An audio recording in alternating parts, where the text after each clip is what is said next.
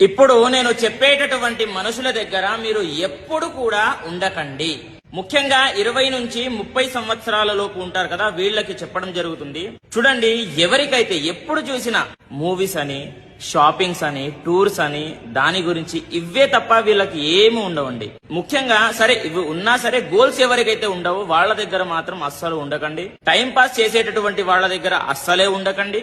ఎందుకు అని అంటే చూడండి, జీవితంలో ఆనందం ఉండాలి, హ్యాపీ ఉండాలి, ఫ్రెండ్స్ ఉండాలి. కానీ ఎటువంటి ఫ్రెండ్స్ ఉండాలి అది కూడా ముఖ్యమండి. జీవితంలో డబ్బు ముఖ్యం. డబ్బు సంపాదించాలంటే ఆ యొక్క డబ్బు ఉంటే మీ కాన్ఫిడెన్సే వేరే ఉంటుంది. ఎవరి దగ్గర మీరు లొంగరు, ఆ కాన్ఫిడెన్సే వేరండి. కాబట్టి ఆ డబ్బు కావాలంటే మనం సక్సెస్ అవ్వాలి. సక్సెస్ అవ్వాలి అని అంటే ఇలాంటి టైం పాస్ చేయకూడదు, ఇలాంటి టైం పాస్ వాళ్ళ దగ్గర ఉండకూడదు.